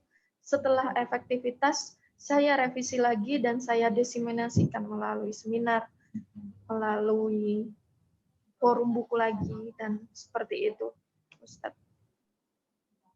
Jadi memang proses panjang. Saya rasa perlu Ustadzah yang dari SMP Al-Hikmah ya, karena kita sebagai pendidik juga memberikan contoh buat anak didik kita. Bagaimana mengembangkan buku yang baik.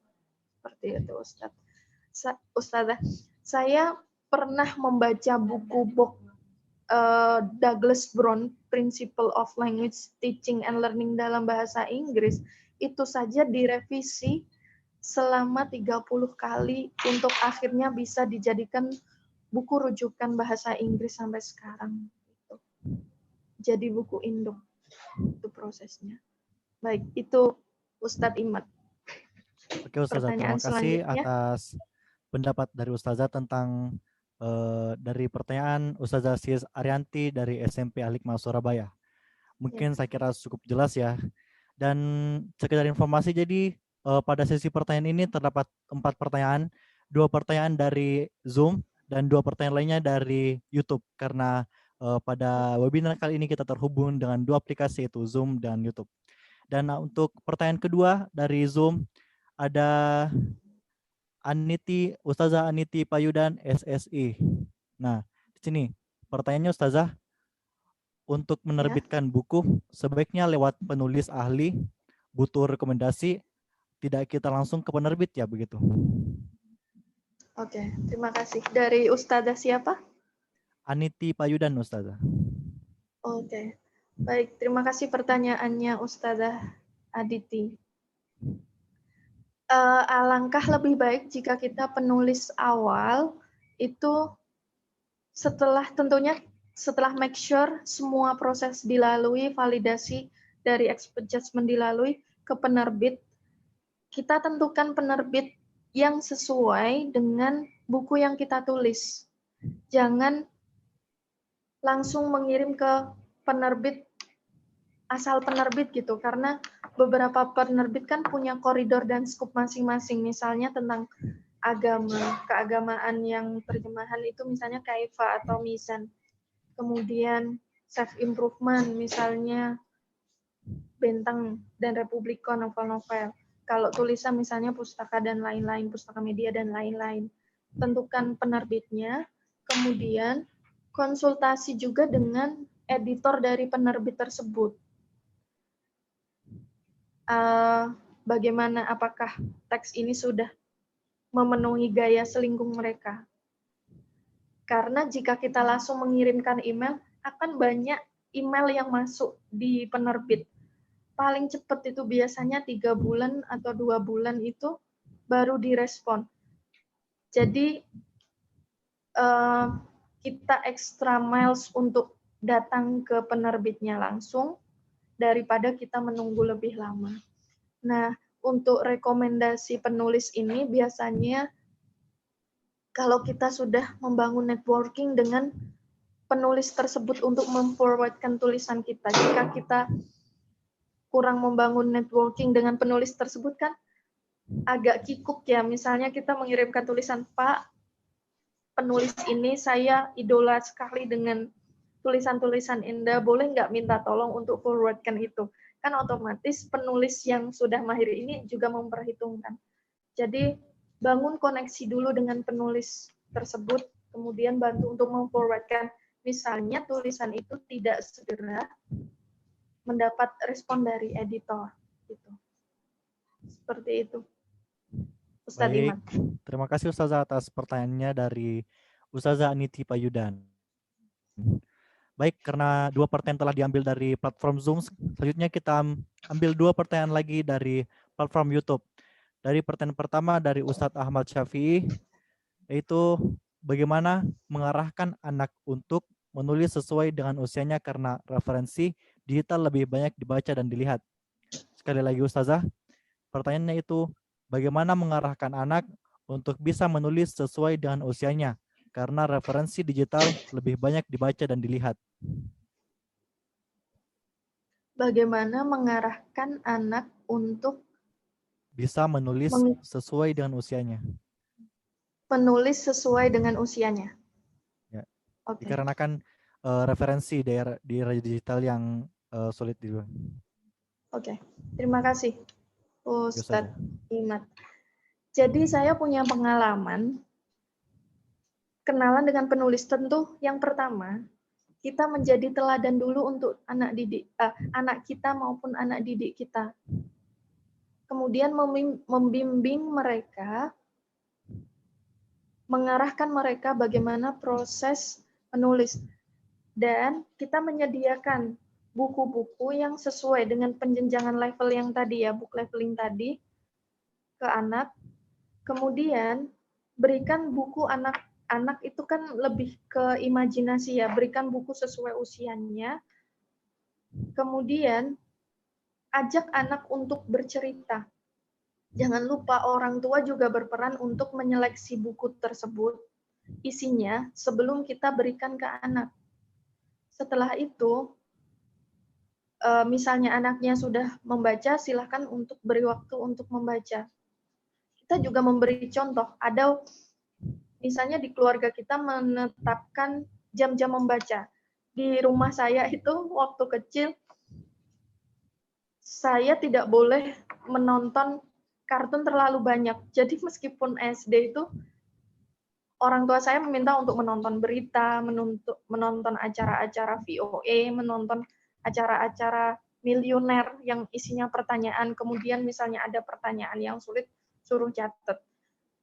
Begitupun yang dilakukan ayah saya sampai sekarang misalnya, kita sedang menonton TV bersama itu, ayah saya pasti selalu mencatat kosakata-kosakata yang penting. Ada buku di samping TV itu. Nah, setelah kita memberikan bacaan kepada anak, ajak anak untuk bercerita kembali. Tadi isi bukunya tentang apa? Nah, terus menurut adik ini, informasi apa yang adik dapatkan? Tapi menggunakan diksi anak-anak ya. Nah, bisa nggak adik bercerita, berimajinasi seperti textbook, misal textbook bacaan tersebut dengan cerita adik sendiri. Ayo ayah pengen diceritaan, misalnya seperti itu. Nah, misalnya anak belum bisa menulis dengan lancar, orang tuanya bisa membantu untuk menuliskan teks tersebut. Biasanya penulis-penulis cilik itu, orang tuanya juga seperti itu, menuliskan dulu, imajinasi anak, nanti setelah anak bisa menulis, diminta untuk dibimbing, diarahkan untuk menulis, sambil pendampingan ya. Jadi orang tua menjadi teladan dulu, terus pilih buku-buku yang sesuai dengan usia anak, ajak anak untuk menceritakan kembali teks, dan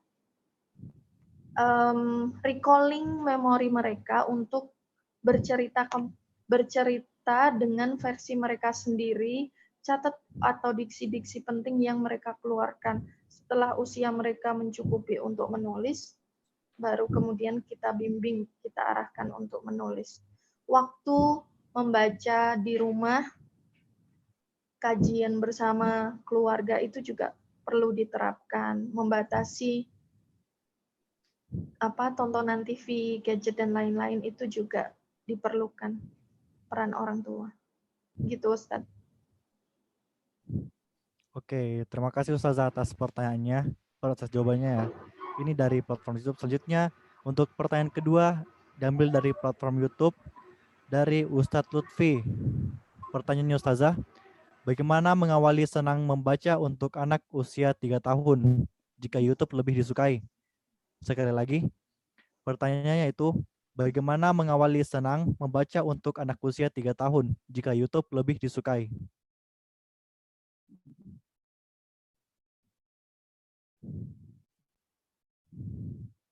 Mohon maaf Ustazah.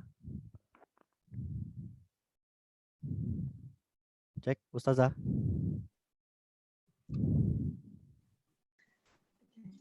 Sebetulnya saya kurang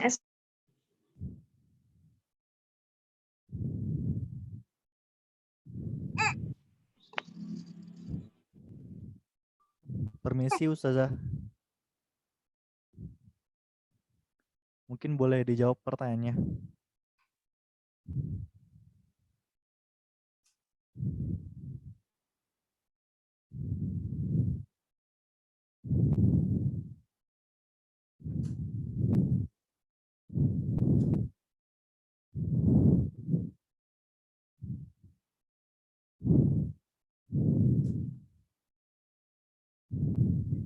Jadi sembari menunggu Ustazah reconnecting lagi, saya ingin memperjelas lagi. Mungkin ada dari peserta-peserta sekalian yang kurang untuk mungkin kena kok jawaban pertanyaan saya nggak di up.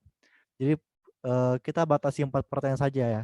Jadi 2 pertanyaan dari platform Zoom yang telah tadi dijawab oleh Ustazah Yuma, dan 2 pertanyaan lagi dari platform YouTube, karena 4 tersebut diambil dari 2 platform yang berbeda.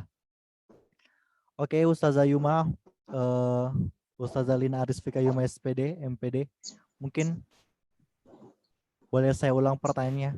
Iya, tafadhol Ustaz. Jadi pertanyaannya dari Ustadz Lutfi, yaitu bagaimana mengawali senang membaca untuk anak usia 3 tahun jika YouTube lebih disukai? Oke. Sebetulnya saya kurang ahli ya untuk menjawab ini, jujur saja, karena belum memiliki pengalaman menumbuhkan anak usia 3 tahun. Barangkali agak membatasi, bukan menjauhkan ya, membatasi bacaan tayangan di YouTube. Kemudian orang tua juga membacakan buku sendiri sesuai dengan usia anak. Usia anak 3 tahun kan tadi diksi, isi, dan bahasanya kan batasannya untuk kosakata, mengenal kosakata dulu ya. Pilihlah buku-buku juga yang kertasnya tercetak tebal itu ya, warnanya juga bagus, augmented reality, itu kan sembari membaca kita bisa melihat video dan gambar bergerak dari buku tersebut. Jadi anak tidak melulu untuk melihat tayangan YouTube. Dibatasi juga waktu, boleh adik saya hadiahi boleh menonton ini setelah menyelesaikan bacaan ini. Misalnya anak tidak mau membaca secara langsung, dibacakan orang tua. Seperti itu mungkin ya, Ustadz. Oke, Ustazah. Terima kasih Ustazah atas jawabannya dari Iya. seluruh.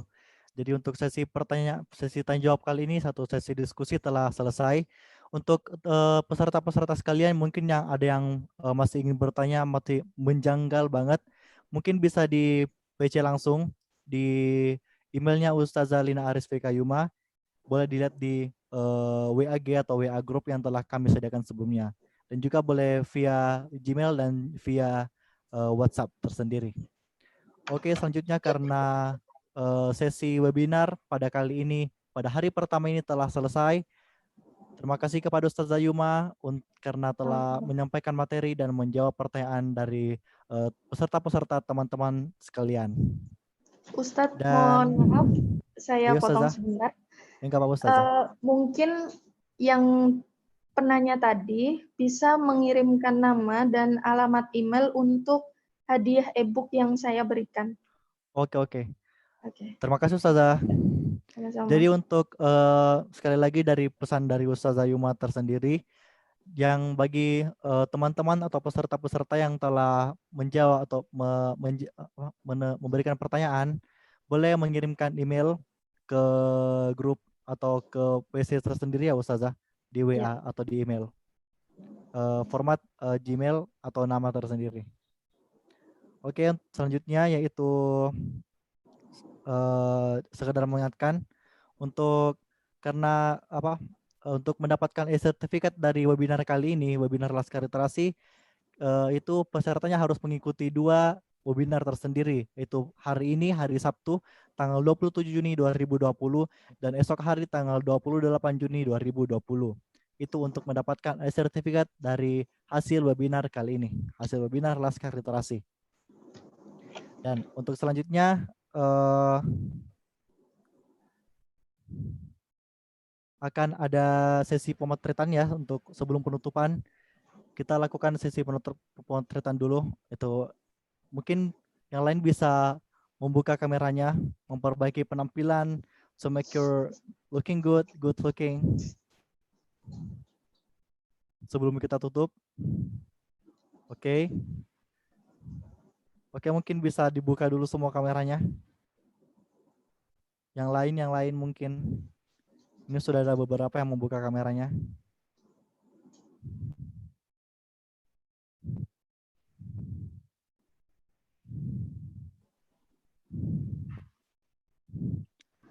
Jadi pada Laskar Literasi tersendiri STKIP Al-Hikmah itu mempunyai slogan.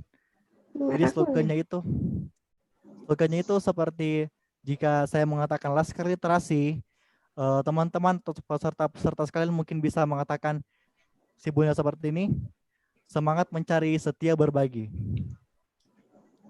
Jadi mengangkat tangan seperti ini dan mengatakan semangat mencari, setia berbagi setelah saya mengatakan Laskar Literasi. Semangat mencari. Oke, mengerti semuanya?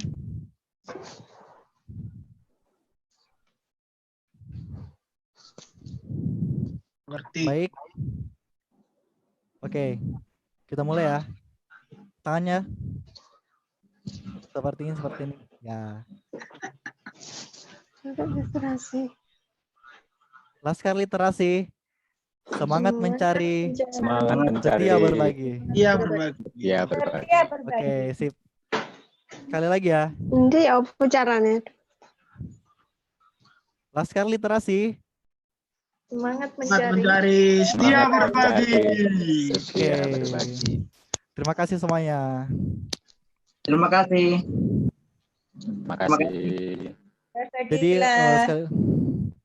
terima kasih Ustazah. Jadi sekali lagi untuk mengingatkan, jika ada pertanyaan yang masih menjanggal atau ingin ditanyakan, mungkin sangat mendesak, sangat penting bagi peserta-peserta sekalian, mungkin bisa dihubungi Ustazah Mencari, Liuma setia berbagi. via email atau via WA.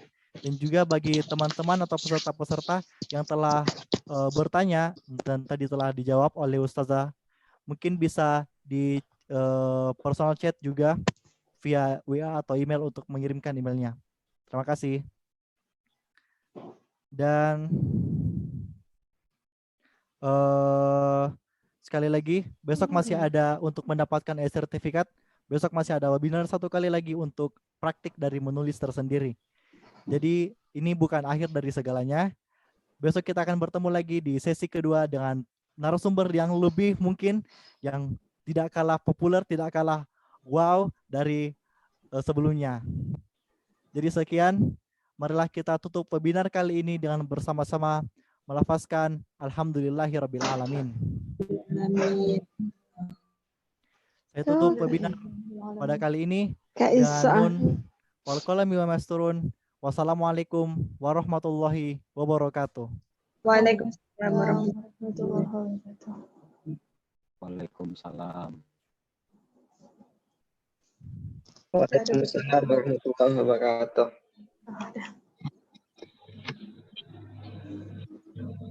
Ya apa sih? Udah, Nggak ada sesi doa ya. Udah. Assalamualaikum. Berarti udah ya, ini live ya? Live.